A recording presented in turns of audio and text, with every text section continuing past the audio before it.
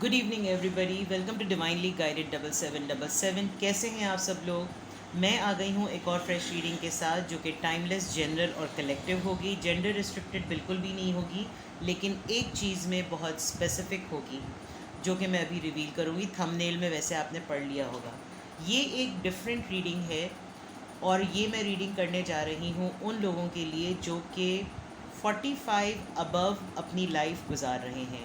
आप इसको 50 प्लस भी कह लें तो ज़्यादा मुनासिब होगा, क्योंकि मैंने थंबनेल में भी जो है वो मेंशन किया है, it's going to be a second innings reading. अगर आपने मुन्ना भाई देखी हो, लगे रहो मुन्ना भाई, तो मुझे वो टाइटल बहुत अच्छा लगा था सेकंड इनिंग्स का। और मैंने सोचा कि मैं इसको एक सेकंड इनिंग्स का नाम दूं, क्योंकि बहुत सारे स्टूडेंट्स, बहुत सारे कपल्स जो कि अभी अपने प्रोग्रेशन फेज़ में हैं, ये तमाम रीडिंग्स तो वो लोग देखते ही हैं, लेकिन वो सारे व्यूअर्स जो कि 45 ईयर्स अबव हैं, उनकी लाइफ में वो एक जर्नी कंप्लीट कर चुके होते हैं। Now what is going to happen in their life, it is very important. Otherwise उनके पास एक बहुत मैसिव एक्सपीरियंस होता है, एक बड़ा ह्यूज एक्सपीरियंस होता है रिश्तों को लेकर, रिलेशनशिप को लेकर, जॉब को लेकर, करियर को लेकर, जहाँ पर उनका एक ओपिनियन और उनकी सोच जो होती है वो डेवलप हो चुकी होती है, तो वो अपनी लाइफ को एक बेटर वे में गुजारने की पोजीशन में होते हैं। लेकिन मैं इस बात पे भी बिलीव करती हूँ कि बहुत से लोग एजड भी हो जाते हैं, लेकिन उनमें मेच्योरिटी और सेंसिबिलिटी फिर भी नहीं आती। और कुछ लोग अभी अपनी टीनेज में ही होते हैं और हालात उनको इतना मेच्योर बना देते हैं कि वो बिल्कुल ही एक उनकी एक एनालिटिकल अप्रोच हो जाती है। दूसरी तरफ मैं एक बात हमेशा बहुत मुझे अच्छी लगती है कि आप किसी से भी सलाह मशवरा करने के लिए ज़रूरी नहीं है कि हर बुज़ुर्ग इंसान जो है वो एडवाइस देने के काबिल हों, क्योंकि बेवकूफ़ भी बूढ़े होते हैं। तो ये मैं किसी को ऑफेंड नहीं कर रही, लेकिन ये ज़िंदगी का तजुर्बा है। तो आज जो मैं रीडिंग करने वाली हूँ वो मैं एक तरीके से सेकंड इनिंग्स के लोगों के लिए करने वाली हूँ, जिनकी एज मेरे ख़्याल से आप ये 50 प्लस या 45 प्लस को इसमें ले लीजिए। अब इस रीडिंग का फॉर्मेट कुछ यूँ होने वाला है, इसलिए आप लोग इंट्रो को तफसील से देखिएगा ताकि आपको रीडिंग समझ में आ जाए। मैं ये रीडिंग करूँगी 50 इयर्स प्लस लोगों के लिए या 45 इयर्स प्लस लोगों के लिए। ये टीनेज के लिए, लवी डवी बहुत ही यंग ग्रुप के लिए नहीं होगी, लेकिन आप देखना चाहते हैं तो आप देख लें, because in any case this is going to be timeless. जब आप कभी भी बहुत सालों बाद मेरी इस रीडिंग को देखेंगे तो आपकी नज़र से ही गुजरेगी, तो ये आपकी उस वक्त तक की एज का मैसेज होगा। यहाँ पर सबसे पहले मैंने मल्टीपल डेक्स यहाँ पर अभी नज़र नहीं आ सकते, लेकिन मैंने बहुत डिफरेंट डेक्स निकाले हैं। सबसे पहले मैं करंट एनर्जी आप लोगों की चेक करूँगी, फिर मैं आप लोगों की फाइनेंशियल पोजीशन चेक करूँगी, फिर मैं आपकी लव लाइफ को चेक करूँगी, और उसके बाद मैं अपकमिंग इवेंट्स को चेक करूँगी, और एंड में मैं आपके लिए एडवाइस निकालूँगी। तो उस लिहाज से ज़रूरी होगा कि आप रीडिंग को एंड तक देखें। मैं अभी से बता रही हूँ कि रीडिंग लंबी होगी, क्योंकि मैं कभी भी काउंटेड या लिमिटेड कार्ड्स नहीं निकालती। मुझे जैसे जैसे कार्ड्स पुल होते जाते हैं, कभी 3 कार्ड्स में भी रीडिंग कंप्लीट हो जाती है और कभी मल्टीपल डेक्स में भी रीडिंग जो है वो कंप्लीट नहीं होती। तो अगर ये रीडिंग लंबी हो जाए तो इट्स अप टू यू। आप इस रीडिंग में इंटरेस्टेड ना हो then it's up to you. आप कुछ और रीडिंग देख सकते हैं। बहुत सारी रीडिंग हर डिफरेंट टाइटल पर मेरे चैनल पे मौजूद हैं, लेकिन ये रीडिंग मुझे लगा कि मुझे ये करनी चाहिए। तो लेट्स बिगिन। सबसे पहले हम देखते हैं हमारे सेकंड इनिंग्स वाले जितने भी व्यूअर्स हैं, उनकी करंट लाइफ, करंट एनर्जी कैसी चल रही है, उनकी इस वक्त की लाइफ कैसी चल रही है। आप इसको करंट एनर्जी कह लीजिए या उनकी लाइफ इस वक्त कैसी है, ये देखते हैं। सबसे पहले सेकंड इनिंग्स के व्यूअर्स मेरे जो कि 45 या 50 प्लस हैं, 50 प्लस ऑनवर्ड्स हैं, उनकी लाइफ इस वक्त कैसे चल रही है। एंड यू वॉन्ट बिलीव, इस वक्त मुझे जितनी एनर्जी पिक हो रही है, मुझे ऐसा लग रहा है, आपको मेरी आवाज़ से भी लग रहा होगा कि मैं बहुत सारे लोग मेरे जहन में घूमने लगे हैं और बहुत सारे मैसेजेस आ रहे हैं, और ये 2 कार्ड्स आ भी गए हैं। Let's see. सबसे पहले 3 कार्ड्स यहाँ आ गए। आपकी करंट लाइफ इस वक्त एट द मोमेंट कैसी चल रही है। ओके, एक और कार्ड आ गया। चलें जी, अब हम होल्ड कर देते हैं। 7 of cups, cancer, Scorpio, Pisces. Ace of wands, Aries, Leo, Sagittarius, fire energy. The chariot सबसे लास्ट में आया था, इसलिए मैं इसको लास्ट में ही रखूँगी, ठीक है। Night of pentacles, taurus, Virgo, Capricorn. 7 of swords, Libra, Gemini, Aquarius. King of pentacles, taurus, Virgo, Capricorn and chariot. Okay, beautiful. Second innings viewers, ठीक है जनाब, जो लोग सेकंड इनिंग्स यानी कि 50 इयर्स या 50 प्लस हैं, ये उनकी रीडिंग है। आप इसको 45 इयर्स का भी ले सकते हैं, ठीक है। लेकिन ये मेच्योर यानी कि 30 और 20s की तो ये रीडिंग बिल्कुल भी नहीं है। ये मैं बात आपको अभी भी बता रही हूँ, बार बार भी बताऊँ। आपकी लाइफ इस वक्त आपकी लाइफ एक बहुत सारे ऑप्शंस और मल्टीपल अपॉर्चुनिटीज़ के प्लेटफॉर्म पे खड़ी हुई है। इस वक्त आप देखा जाए तो दो बातें हैं। आप अपॉर्चुनिटीज़ को लेकर कंफ्यूज्ड भी हैं, जो कि आपको अपने करियर के हिसाब से समझ में नहीं आता कि आप किस ऑप्शन की तरफ जाएं। आपने अपनी लाइफ का डेफिनेटली, आप इस वक्त सेकेंड इनिंग्स खेल रहे हैं, तो आप अपनी लाइफ में तमाम चीज़ें कंप्लीट कर चुके हैं। मुझे एक चीज़ की कमी जो नज़र आ रही है, आपकी अभी तक कनेक्शन जिसे कहते हैं ना कि एक मिसाल है ना कि जब बूढ़े होने लगते हैं तो आप बड़े मज़हबी हो जाते हैं, रिलीजियस हो जाते हैं। लेकिन यहाँ एक बहुत स्ट्रॉन्ग मुझे बात नज़र ये आ रही है कि मैं ये नहीं कह रही कि आप बड़े गुनाहगार या कैरेक्टरलेस गॉड फॉरबिड इंसान हैं, लेकिन आपको इस वक्त गाहे बगाहे ऐसा फील होने लगा है कि आप अपनी स्पिरिचुअल जर्नी को एक्टिवेट करें। आप इस वक्त इस मोमेंट पर एक जेन्युइन लव ऑफ़र या एक पैशन की तलाश में हैं। ये मैं बहुत क्लियरली देख सकती हूँ। इस मोमेंट पर आप अपने फाइनेंसेस को लेकर भी बहुत स्लो हुए हुए हैं। आपको अब लगता है कि किसी को भी अपनी फाइनेंशियल पोजीशन बतानी नहीं चाहिए है, अपने फाइनेंसेस के ऊपर किसी को डिस्क्लोज़ नहीं करना चाहिए, और अब लेन देन के मामलात में बहुत एहतियात करनी चाहिए। जो लोग इस वक्त आपसे ताल्लुक़ आपकी फ़ाइनेंशियल पोजीशन की वजह से रख रहे हैं, आपको उनसे रिश्ता नहीं रखना, ये मैं क्लियरली देख सकती हूँ। दूसरी तरफ मुझे ऐसा भी लग रहा है कि आप इस वक्त अपनी सेकंड इनिंग्स को खेलते हुए, यानी इस वक्त आपको कभी कभी ऐसा भी फ़ील होता है कि यार इतना अरसा मैंने गुजार दिया और मैंने बहुत सारी चीज़ें अभी तक अवेल नहीं की और अभी तक सीखी नहीं। अगर ये करियर के ऊपर देखा जाए, या आप जॉब करते हैं या आप बिज़नेस करते हैं, तो शायद आपने एक बहुत बड़ा अरसा किसी एक ही चीज़ में गुजार दिया, और इस वक्त इस मोमेंट पर इस डिजिटल एरा में आपको ये लगता है कि आप बहुत पीछे रह गए हैं। दूसरी तरफ मैं ये देखूं तो आप बहुत सारे ऑप्शंस को एक्सप्लोर करते हुए नज़र आ रहे हैं। आपका दिल चाहता है कि आप उन लम्हों को जिएं जो आपकी रोमांस लाइफ से बहुत रिलेटेड थे। शायद आपने बहुत सारा वक्त एक प्रैक्टिकल लाइफ को और ज़िम्मेदारियों को दे दिया, जिसकी वजह से जो ट्रू लव या ट्रू एडमायरर, या आप समझ लीजिए आपकी जो एक फ्लर्टिशियस जस्ट थी, या एक थर्स्ट थी, या एक अर्ज थी, वो अभी रहती है। और इस वक्त आप बहुत हद तक अपने दिल की बातें करने के लिए चाहते हैं कि आपको कोई पर्सन मिले। ये यहाँ तक मैं देख पा रही हूँ। दूसरी तरफ फाइनेंसेस की बात मैंने आपको बता दी। आप बहुत स्लो हैं इस वक्त, बहुत स्लो हैं। आप किसी को भी फाइनेंशियल लेन देन में कुछ भी करना नहीं चाह रहे। आप बहुत सीक्रेट अपने आप को रखने लगे हैं। करंटली मैं देख रही हूँ तो आप कुछ इस तरीके के हो गए हैं कि मुझे इस बात की फ़िक्र भी नहीं है कि लोग मेरे मुतालिक क्या सोचते हैं। अगर मैं इन शॉर्ट बड़े ब्लंटली वे में कहूँ तो आपकी कुछ ऐसी एनर्जी हो गई है कि भाड़ में जाए सब मेरी बला से। दूसरी तरफ आप बहुत सीक्रेटिव हो गए हैं। आपको अब इस बात की कोई फ़िक्र नहीं है कि दूसरे मेरे मुतल्लिक क्या बोलते हैं और क्या सोचते हैं। आपको बिल्कुल भी इस वक्त ऐसा नहीं लगता। इनफैक्ट आप अपनी बहुत सारी बातें अब छुपाने लगे हैं। आपके लाइफ में 7 नंबर एक्सट्रीमली इम्पॉर्टेंट है, और ये नंबर इस वक्त इस बात की इंडिकेशन है, ये सिंबलाइज़ कर रहा है कि आपकी स्पिरिचुअल जर्नी स्टार्ट होने वाली है। 777, और 7 नंबर जो होता है वो स्पिरिचुअल नंबर होता है। यानी कि अब आप बहुत हद तक ऐसी एक्टिविटीज़ में होंगे जिसमें आप होंगे और आपका खुदा होगा। दूसरी तरफ मैं देख लूँ तो आप फाइनेंशियली इस वक्त बड़े ही अट्रैक्टिव पर्सन हैं। यानी आप मैरिज मटेरियल और हस्बैंड मटेरियल की फॉर्म में, वाइफ मटेरियल की फॉर्म में एक आइडियल पर्सन हैं। आप किसी पे भी डिपेंडेंट नहीं हैं, चाहे आपके पास इस वक्त एक टका क्यों ना हो, लेकिन आपको अब ये पता है कि ज़िंदगी गुजारने के लिए किन चीज़ों की ज़रूरत होती है। उतनी महदूद वसाइल मेरी ज़िंदगी में हैं, मेरे साथ कोई कनेक्टेड रहे या ना रहे, मैं अपना बेड़ा खुद उठा सकता हूँ या उठा सकती हूँ। आप विद दिस चैरियट कार्ड अपने एम को लेकर, अपने एम्बिशंस को लेकर इस वक्त कुछ भी करने को तैयार हैं, क्योंकि अब आपको ऐसा फील होता है कि जितना टाइम जिनको देना था दे दिया।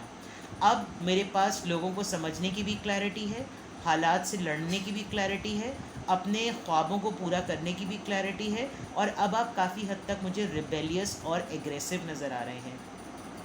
आपने बहुत अरसा, मुझे ऐसा लग रहा है कि लेगेसी में गुजार दिया। आपके पास बहुत पैसा आया, इतना पैसा आया कि शायद आपकी ज़रूरत और आपके वसाइल से ज़्यादा आया, लेकिन आपने उसको शायद उस तरह से यूज़ नहीं करा जिस तरह से उसका हक़ था।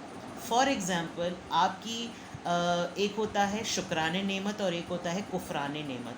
तो आपके पास जो भी फाइनेंसेस आए हैं वो कुछ इस तरह के आए हैं कि आपको जब थोड़ा सा भी मिला तो आपने उसको शुक्र अदा किया, और जब बहुत कुछ मिला तो आप उसको अवेल नहीं कर सके क्योंकि वो आपके इस्तेमाल में ही नहीं आया।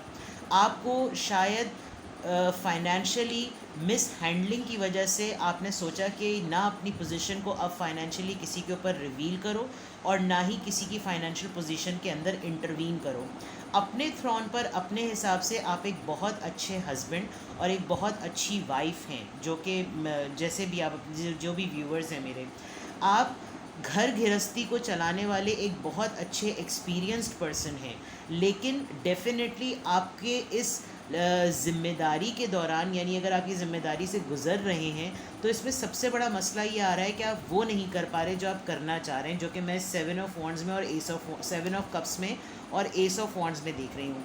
आपको बाज़ दफ़ा आप अपना पीछे मुड़ कर देखते हैं तो आपको ये लगता है कि यार इतने ही महदूद पैसों में तो मैं ये भी कर सकता था और ये भी कर सकती थी, तो मैंने उस वक्त ये क्यों नहीं किया।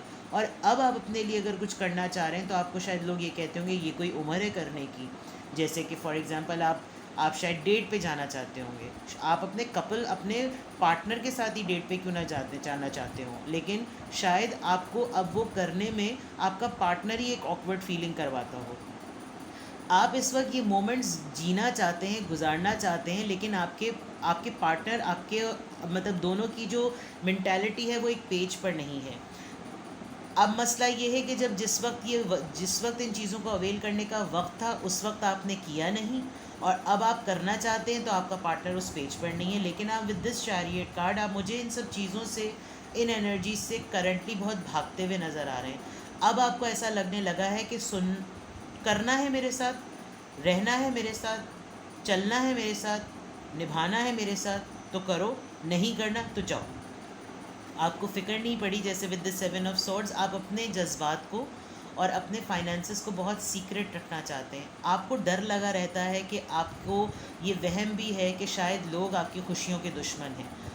ये आपके विद द 7 ऑफ सॉर्ड्स मैं देख सकती हूँ, क्योंकि लोगों ने शायद आपकी इनोसेंस का फ़ायदा उठाया है। आप लोगों को शायद अपने पास जो भी होता था वो पहले दे देते थे, और उसके रिवॉर्ड में आपको अल्लाह ताला ने या ऊपर वाले ने बहुत कुछ अता किया, लेकिन आप उन चीज़ों को भूले नहीं हैं जिस चीज़ों में लोगों ने आपको मिसयूज़ किया। इसमें कुछ आपकी ख़ुद की भी बेवकूफ़ी है, आपकी ख़ुद की भी कुछ मिस हैंडलिंग है, और अब आपके पास जब है तो अब आपका ख़ुद दिल करता है कि अब मुझे ज़रूरत ही नहीं है। तो सारी बात टाइमिंग्स की है कि आपका जिस वक्त था चीज़ों को करने का, उस वक्त आप किसी और चीज़ों को से निमट रहे थे या गुज़र रहे थे। अब आपके पास वसाइल हैं तो अब आपका मूड जो है उन चीज़ों को करने का नहीं है। तो आपकी करंट लाइफ अगर मैं देखूं, बहुत सिग्निफिकेंट 2-3 बातें ये हैं कि आपकी लाइफ स्पिरिचुअलिटी की तरफ जाने लगी है, चल रही है। आप बहुत ज़्यादा स्पिरिचुअल पर्सन बन गए हैं या बनने वाले हैं, ये तो मैं बहुत स्ट्रांगली देख सकती हूँ। आप एक फ्लर्ट की या एक प्लेफुलनेस की एनर्जी को मिस करते हैं। आप चाहते हैं कि आपका एक रोमांस पार्टनर हो। अब ये अगर जो आपके पार्टनर इस वक्त आपकी लाइफ में हैं, आपको वहाँ से फुलफ़िलमेंट या आपकी वो डिज़ायर और नीड पूरी नहीं हो रही है, लेकिन आप चाहते हैं कि आप अपने जज्बात एक लव लाइफ को लेकर क्या होते हैं वो आप एक्सप्रेस करना चाह रहे हैं। मुझे ऐसा भी फ़ील हो रहा है कि जिससे आप ये एक्सपेक्ट कर रहे हैं वो बड़े ही टिड्डी दल इंसान हैं। उनके अंदर यानी सब कुछ जो है ना, वो सब कुछ मर चुका है उनके अंदर। यानी कि आप देखिए, एस ऑफ वॉन्ड्स इस तरफ है और नाइट ऑफ पेंटिकल्स उस तरफ है। ये पर्सन जो भी है ये आपकी लाइफ में फाइनेंसेस की जंग में लड़ रहा है। हो सकता है आपके जो लाइफ पार्टनर हो इस वक्त, अगर आप मैरिड हैं या आप जिस भी पार्टनर के साथ हैं रिलेशनशिप में, वो फाइनेंशियली बड़ा स्टेबल पर्सन है, लेकिन उसके स्विच ऑफ हुए हैं लव लाइफ के। आप जो हैं तमाम चीज़ों को गुजार चुके हैं, तमाम चीज़ें झेल चुके हैं, देख चुके हैं। आप अपनी लव लाइफ को, अपनी रोमांस की, अपनी उस इंटीमेसी के पार्ट को बहुत ज़्यादा इग्नाइटेड फील करते हैं, और अब आपको समझ में नहीं आ रहा कि भाई अब इतना अरसा हो गया, अब भी मैं ना करूं तो कब करूं। तो ये वाली बात है, ठीक है ना। वो 40 नॉटी वाली बात होती है ना, उस फेज़ को भी आप गुजार चुके हैं। शायद 40 नॉटी के टाइम पे भी आपने 40 नॉटी वाली हरकतें नहीं की, और अब आप सेकेंड इनिंग्स में एंटर हो चुके हैं, तो डेफिनेटली यहाँ प्रॉब्लम आ रही है। ये आपकी करंट एनर्जी मैंने चेक की है, आपकी मैंने लाइफ की अभी चीज़ें चेक की हैं। मुझे कमेंट सेक्शन में बताइए कि अगर मैंने अब तक आपकी चीज़ें सही चेक की हैं। 15 मिनट्स हो चुके हैं, ये रीडिंग लंबी होने वाली है, मैं अभी आपको बता रही हूँ, लेकिन एंड तक देखेंगे तो इंटरेस्टिंग है, बिकॉज आई डोंट नो आप किस एज से बिलोंग करते हैं। और ये भी मत सोचिएगा कि अगर आप कमेंट सेक्शन में बता रहे हैं तो उससे आपकी एज पता चल जाएगी। It's just for entertainment and it's just for all those my beautiful sweet viewers जो कि 45 प्लस हैं। अब हम देखते हैं कि आपकी फाइनेंशियल पोजीशन कैसी है। आप 45 इयर्स प्लस हो चुके हैं, 50 इयर्स के हो चुके हैं, आप सेकेंड इनिंग्स को खेल रहे हैं, तो आपकी फाइनेंशियल पोजीशन अब कैसी है, लेट्स सी। ओके, 2 कार्ड्स आ गए हमारे पास।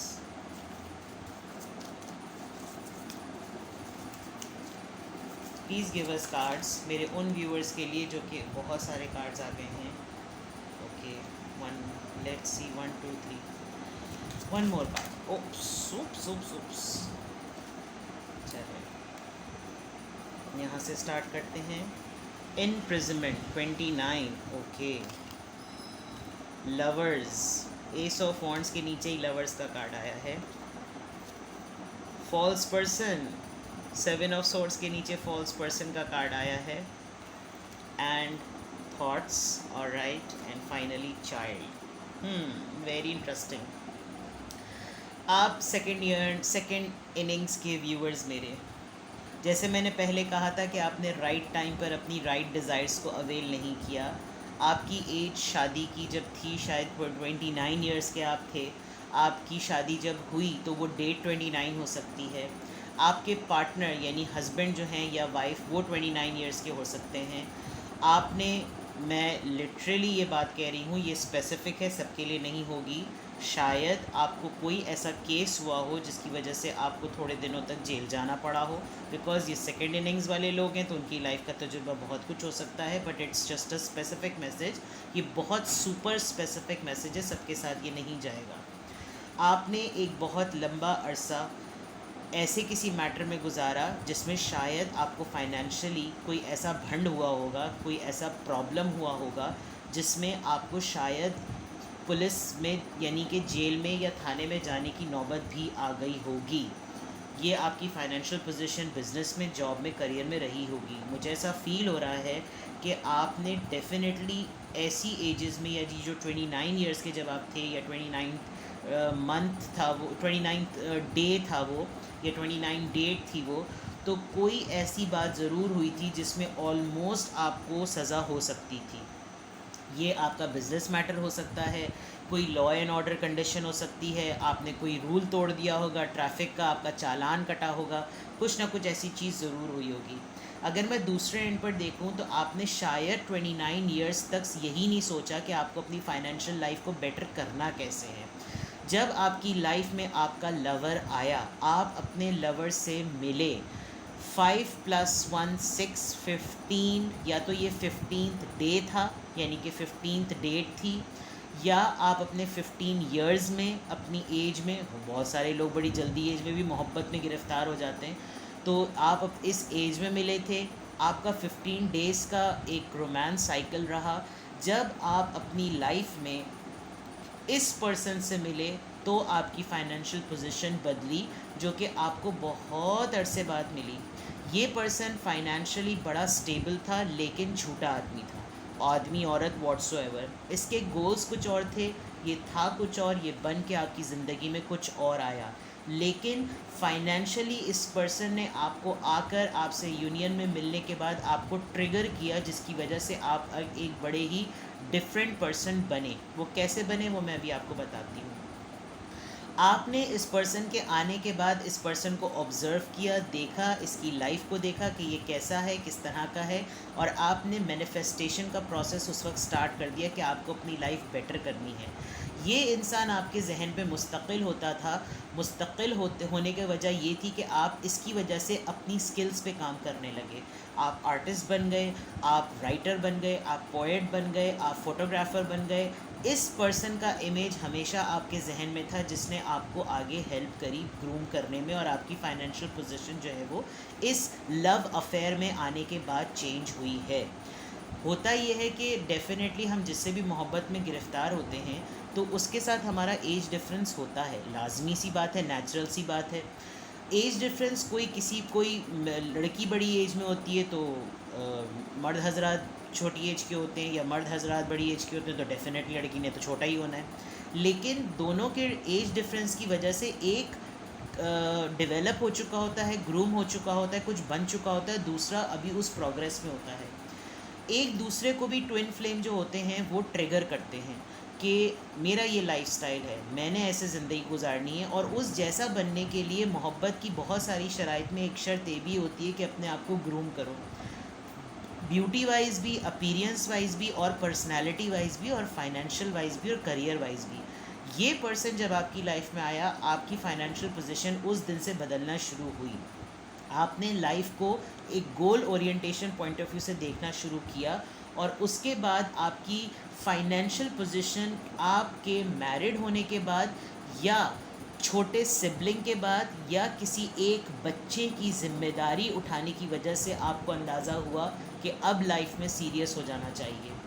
जो मेरे आसाब पर, जो मेरे दिमाग पे इंसान सवार है, मैं उसको सवार करके अपने कितने साल गुजारूं, मुझे इस बच्चे की वजह से बहुत कुछ करना पड़ेगा।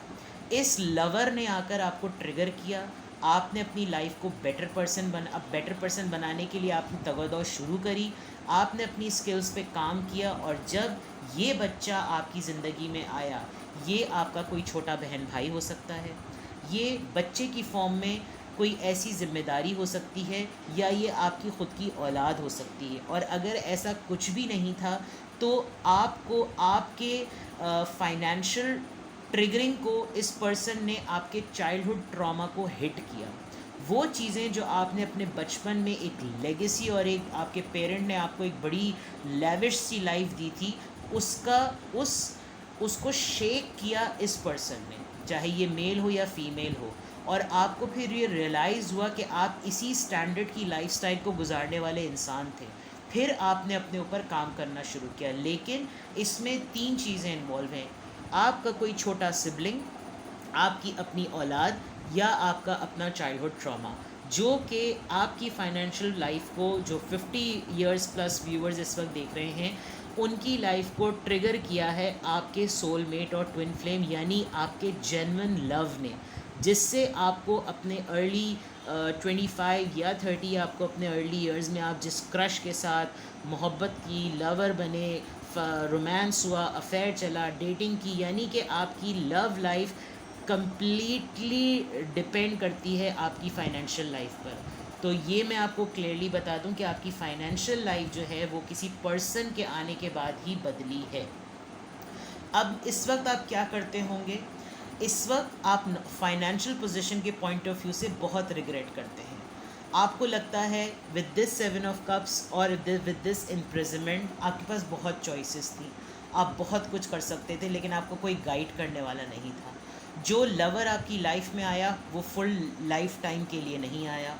उसने आकर आपको इग्नाइट तो किया, लेकिन आपके पैशन को और आपके करियर को नहीं इग्नाइट किया, मोहब्बत को इग्नाइट किया। ये आपने बहुत अरसे बाद जाना कि अच्छा लाइफस्टाइल को बदलना क्या होता है। मैं इसको अगर ओवरऑल देखूं, अब आप आजकल क्या करते हैं, आप किसी क्रिएटिव काम में हैं, आप अब भी आपका काम न्यूमरेसी से रिलेटेड बहुत होगा, आप कुछ ना कुछ न्यूमरोलॉजी से रिलेटेड कुछ काम करते हैं। मुझे ऐसा लग रहा है कि आप आर्टिस्ट या आप ब्यूटिशियंस भी हैं, क्योंकि यहाँ पर एक फॉल्स पर्सन है जो कि लोगों को बदल देता है, वो ओरिजिनली जैसे होते हैं वैसा वो उनको चेंज कर देता है। तो डेफिनेटली आप ब्यूटिशियन हो सकते हैं कि आप मेक ओवर्स करते होंगे, और अगर ऐसा नहीं है तो आप ख़ुद अपने आप को एक ऐसा पोर्ट्रे करते हैं कि आप जैसे हैं आप वैसे लोगों को दिखें ना, जिसकी वजह से आपकी फ़ाइनेंशियल पोजीशन स्टेबल रहती है। 18 इयर्स का आपका कोई बच्चा हो सकता है, 18th डेट हो सकती है उसकी डेट ऑफ बर्थ, 16 इयर्स या 16 मंथ या 16 नंबर बहुत सिग्निफिकेंट है। इन नंबर्स को ज़रूर नोट कीजिएगा, ठीक है। अब देखते हैं आपकी love life. Let's see, second innings आप खेल रहे हैं, 25 मिनट हो चुके हैं, ये रीडिंग लंबी होगी। सेकेंड इनिंग्स खेलने में आपकी लव लाइफ कैसी है? 2 कार्ड्स आ गए हैं। ओके, अब मैं इनको नीचे कर लेती हूँ, ठीक है। सेकेंड इनिंग्स खेल रहे हैं आप, आपकी 2 कार्ड्स आ गए। लेट्स सी, सबसे पहले सॉरी, आप मत हिलिए, आप यूँ ही रहिए। पहला card, keep an open mind. Alright, your soulmate may differ from your usual type and expectation. मैंने आपको कहा था कि इस वक्त आपको जो भी इंटीमेसी से रिलेटेड जो प्रॉब्लम्स होती हैं, आप इजहार चाहते हैं, आप रोमांस चाहते हैं, आप प्लेफुलनेस चाहते हैं, और आपके पार्टनर कहते होंगे एक ही कर रहे हैं। को dependency, addictions are affecting your romantic life, ठीक है। आपको ऑब्सेसिवली किसी एक चीज़ से एडिक्शन हुई भी है। अगर आप बहुत रिलीजियस हैं तो आप इबादत ही करते रहते हैं, ये को डिपेंडेंसी है, क्योंकि ये आपकी एडिक्शन है, आप ओवर ऑब्सेसिव हो गए हैं। आप ड्रिंक करते होंगे, स्मोकिंग करते होंगे, आपकी कोई एक हैबिट, और 50 इयर्स पे तो ये हो जाती है, ओसीडी हो जाता है लोगों को, मुझे है उसके अलावा बहुत सारी चीज़ें होती हैं, क्योंकि 50 साल वाले लोगों की तो आदतें पुख्ता हो जाती हैं, वो तो बदल ही नहीं सकते हैं अपने आप को। तो आपकी जो एडिक्शन है वो आपकी रोमांटिक लाइफ को बहुत ज़्यादा अफेक्ट कर रही हैं। फ्री योर सेल्फ, अपने आप को आज़ाद करें। आपकी लव लाइफ आपकी कुछ को डिपेंडेंसी की वजह से मसला कर रही है। Unrequited love, there is not enough attraction और chemistry to keep this relationship going on. मैंने शुरू में एक बात कही थी कि आप अपने रोमांस लाइफ को लेकर थोड़े से नॉस्टैल्जिया में भी होते हैं, तो आपको ये पता है, अब आपको समझ आ रही है कि आपकी इस 50 इयर्स की इनिंग में जो आप खेल रहे हैं, उसमें जो लोग आए थे ना शुरू के दिनों में, जिन्होंने कुछ किया होगा, यानी आए गए, इस्तेमाल किया और निकल लिए पतली गली से, कोई वो नहीं दी, कोई फॉल्स होप दी, मतलब कमिटमेंट नहीं दी, तफरियाँ की। आपको अब उन लोगों की हरकतें जो हैं वो नॉस्टैल्जिया में होते हुए आपको समझ में आ रही हैं कि कितने घटिया लोग थे, बहुत माजरत के साथ। आपको अपना ओपन माइंड रखना है। आपको, अगर आप इस वक्त एक्सप्रेसिव फील कर रहे हैं तो एक्सप्रेसिव हों। आपकी लव लाइफ में आप इस वक्त जो भी महसूस कर रहे हैं आप वो शेयर करें, अपने आप को ओपन करें। आपके पार्टनर कभी ना कभी तो पटेंगे, कब नहीं पटेंगे।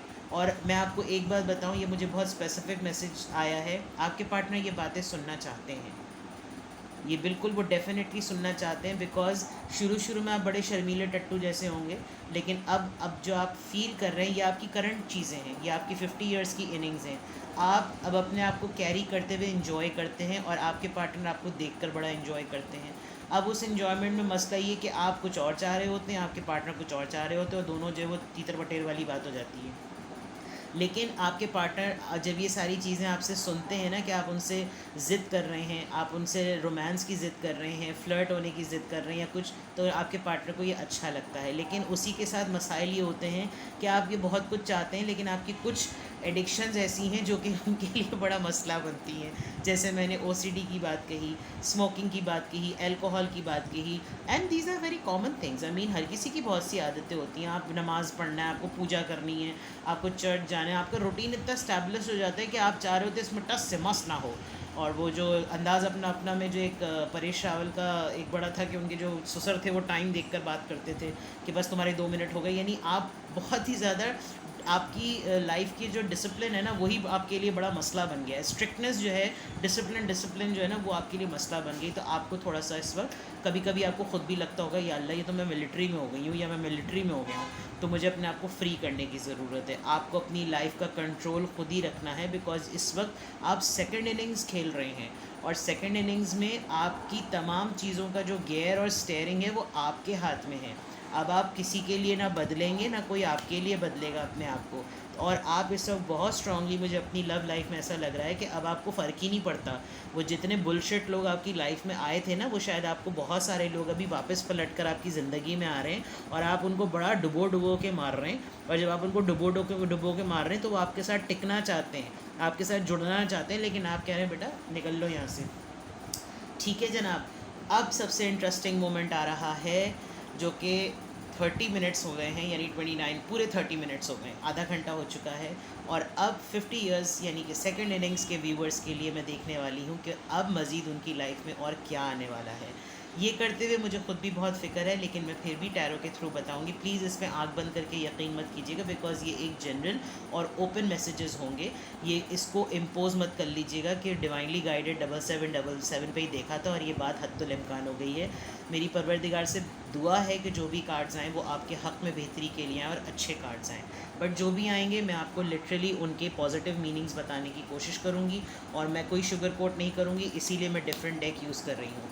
बॉटम ऑफ द डेक में क्वीन ऑफ कप्स है, इसका मतलब आप बहुत ही लवी डवी और बहुत ही रोमांटिक पर्सन और बहुत ही मदरली नेचर और बहुत ही खूबसूरत इंसान है। एक बात तो क्लियर हो गई। लेट्स सी अब सेकेंड इनिंग्स के जो प्लेयर्स हैं, जो व्यूअर्स हैं, उनकी लाइफ में अपकमिंग मोमेंट्स क्या हैं। क्या अपकमिंग मोमेंट्स हैं आपकी लाइफ में, मज़ीद क्या आने वाला है।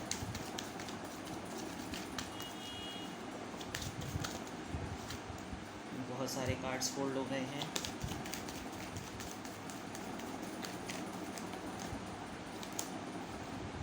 Five of cups, cancer, Scorpio, Pisces, high priestess. Okay,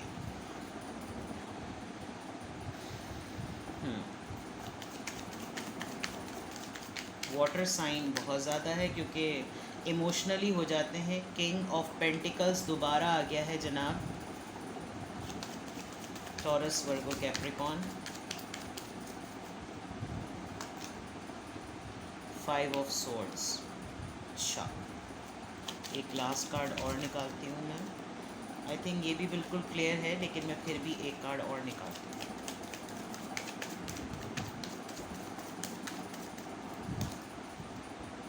temperance, beautiful ending तो बहुत अच्छी हुई है। अच्छा जनाब, आई होप आपको कार्ड्स नज़र आ रहे हों। आपकी लाइफ में अपकमिंग क्या आने वाला है। एक चीज़ तो बहुत क्लियर है, मैंने वैसे ही कह दिया था कि थ्राइस आपकी रीडिंग में 7 आया है और ये स्पिरिचुअल अवेकनिंग का कार्ड होता है। आप अपनी लाइफ में एक्सट्रीमली इंट्यूटिव हो गए हैं। आपको बहुत दफ़ा लेफ़्ट आउट फील होता है, आप बहुत ज़्यादा डिप्रेशन में जाते हैं, आप बहुत ज़्यादा इमोशनल लेवल पर लेफ़्ट आउट फील करते हैं और आपको बहुत ज़्यादा ऐसा लगता है कि अब मेरी लाइफ में मोहब्बत के लिए कोई जगह नहीं बची, मेरी मोहब्बत की किसी ने कदर नहीं की और मैं अब शायद अपने आप को एज एन इंडिविजुअल किसी को लव के लिए अवेलेबल नहीं कर सकता या कर सकती। फाइव ऑफ कप्स एक हमेशा उस चीज़ को फील करने का कार्ड है जो कि डैमेज हुआ। दूसरे एंगल पर कभी भी पर्सन ये नहीं देखता कि कहीं कहीं पर उम्मीद अभी भी बाकी है। अगर आप इस कार्ड को गौर से देखें तो 2 कप्स अभी भी बाकी हैं, लेकिन अब आप जो अपनी लाइफ में इमोशनल लेवल पर मिस करते हैं, आप उन चीज़ों को बहुत ज़्यादा याद करने वाले हैं। आप हर उस चीज़ को याद करेंगे जो आप चाहते थे और वो आपको नहीं मिली, जबकि पुरुम्मीद बात यह है कि अभी भी बहुत कुछ ज़िंदगी में बाकी है जिसको देखकर आप अपनी ज़िंदगी अच्छी गुजार सकते हैं। With this high priestess card आपका एक्सपीरियंस डेफिनेटली आप सेकंड इनिंग्स में हैं, तो अब आप लोगों की मैनिपुलेशन को, आप लोगों की बातों को, उनके अटेम्प्ट्स को, उनकी एंट्री पे ही जज कर लेते होंगे कि ज़रा होता है ना कि अच्छा आज ये क्यों आई हैं, आज इनका फ़ोन कैसे आ गया, आज इन्होंने कैसे मैसेज किया। तो यकीनन अब ये जो यकीनन के बाद की जो कहानी होगी वो आपको समझ में आ जाती होगी। दूसरा ये भी कि आपको शायद ये फ़ील होता होगा कि आपके पास अपनी लाइफ को लेकर तो इंट्यूशन स्ट्रांग हो ही रही है, लेकिन आप शायद बहुत सारे दूसरे लोगों की लाइफ को भी इंट्यूट कर सकते हैं। आप इस वक्त एक ऐसी पोजीशन में हैं कि शायद आप अगर अपनी साइकिक एबिलिटी को एक्टिव करें तो आप एक बहुत अच्छे काउंसलर बन सकते हैं। अपकमिंग लाइफ में आपकी फ़ाइनेंशियल पोजीशन तो एक्स्ट्रा ऑर्डिनरी होने वाली है। आपको अपकमिंग लाइफ में विद दिस 5 ऑफ सॉर्ड्स आपका किसी न किसी पर्सन से या किसी न किसी ग्रुप ऑफ पीपल से झगड़ा होगा, और ये झगड़ा पैसों को लेकर ही होगा। अब शायद आप अपने फाइनेंसेस को अपने हिसाब से यूज़ करना चाह रहे हैं, लेकिन आपका पार्टनर या जो लोग आपके फाइनेंसेस पे डिपेंडेंट हैं वो आपको तंग करेंगे कि आप अपने पैसों को अपने हिसाब से इस्तेमाल ना करें, और इस बात का झगड़ा होगा। आप किसी हद तक या तो बिल्कुल तमाम चीज़ों को छोड़ देने वाले नज़र आ रहे हैं, या आप इसके ऊपर एक बैलेंस मेंटेन करेंगे और आप चाहेंगे कि बस पहले जो हो गया ना वो बहुत हो गया, अब ज़्यादा फ्री होने की ज़रूरत नहीं है। विद दिस टेम्परेंस कार्ड आप मुझे अपनी ही लाइफ में अपकमिंग दिनों में आप अपने टर्म्स एंड कंडीशंस पर लाइफ गुजारते हुए नज़र आ रहे हैं। एंड मजाक से हटके अगर आप 50 साल बाद भी ये बात ना करें तो फिर तो आफरीन है आपको। सबसे अच्छी बात यहाँ पर मुझे ये नज़र आ रही है कि आप अपनी शऊर को, यानी अपनी साइकिक एबिलिटी को, अपने सबकॉन्शियस को बड़े ब्यूटीफुली हैंडल करते हुए नज़र आ रहे हैं। मुझे बहुत सारे लोग अपनी इसी साइकिक एबिलिटी की वजह से फाइनेंशियली अबंडेंट होते हुए नज़र आ रहे हैं। अपकमिंग इवेंट्स में आपकी लाइफ में जो चीज़ होने वाली है वो ये है कि आपको उन चीज़ों के ऊपर नज़र नहीं रखनी जो चीज़ें आपको इमोशनली डाउन करें। ज़िंदगी के रुख या ज़िंदगी के मामलात में अच्छी चीज़ों को देखें जो अभी भी उम्मीद और अभी भी खुशी रखती हैं। फाइनेंशियल पोजीशन आपकी एक्स्ट्रा ऑर्डिनरी होने वाली, इनफैक्ट आप बड़े कंट्रोलिंग होने वाले हैं। सिर्फ इनको लेकर फड्डा होगा, लड़ाई होगी, लेकिन आप उसके ऊपर कंट्रोल हासिल कर लेंगे। जिसकी नज़र आपके पैसों के ऊपर है आप उसको बड़े तरीक़े से ज़रा ठुड्डे मार के जो ना एक तरफ करने की काबिलियत रख लेंगे, क्योंकि विद दिस टेम्परेंस कार्ड आप वो पुराने पैटर्न्स पर अपनी लाइफ को नहीं वेस्ट करना चाहते। जितने अरसे में, जो मैं पहली बात बता चुकी थी कि अब पैसा है तो ख्वाहिशात नहीं है, जब ख्वाहिशात थी तो हालात नहीं थे, और जब हालात थे तो वसाइल नहीं थे। अब सब कुछ है, और अब भी अगर कोई आपके पैसों को आपसे छीनने की कोशिश करेगा तो आप उसको मज़ा चखा देंगे। तो ये थी जनाब आपकी सेकंड इनिंग्स की रीडिंग। अगर आप नियरली 245 के ग्रुप में आने वाले हैं तो ये आपके लिए पूरी प्रेडिक्शन है, और जो लोग 45 प्लस यानी सेकंड इनिंग्स खेल रहे हैं उनकी ये मैंने रीडिंग की है। तो मुझे कमेंट सेक्शन में ज़रूर बताइएगा कि आपको ये कैसी लगी, आपको आपकी लाइफ को लेकर। देखें, अगर आप इस पर कमेंट करेंगे तो मैं ये बात पहले भी कह चुकी थी कि इसका हरगिज़ मतलब ये नहीं है कि आपकी एज जो है वो 50 साल वाली है। ये एक रीडिंग है, आप इसको अपने पेरेंट्स के लिए देख सकते हैं, आप इसको अपने एल्डर सिबलिंग्स के लिए देख सकते हैं, आप इसको अपने उस पार्टनर के लिए देख सकते हैं जो 50 साल का हो चुका है, चाहे वो मेल फेल हो। और मेल कह रही थी मैं बहुत फम्बलिंग करती हूँ, मुझे नहीं पता है मैं रीडिंग के दौरान क्यों करती हूँ। आप इसको अपने फीमेल और मेल पार्टनर के लिए देख सकते हैं जो कि 50 साल के हो चुके हैं, 50 साल से अबव हो चुके हैं, और आप ये रीडिंग किसी से शेयर भी कर सकते हैं जो सेकंड इनिंग्स खेल रहे हैं। बिकॉज ये सब चीज़ें जो मैंने बताई हैं इसमें सारे मैसेजेस तो नहीं, कुछ बातें तो ज़रूर होंगी। अब हम देखते हैं कि अगर वाकई ये रीडिंग आपकी सेकंड इनिंग्स वालों के लिए आई है तो आपके लिए एडवाइस क्या है।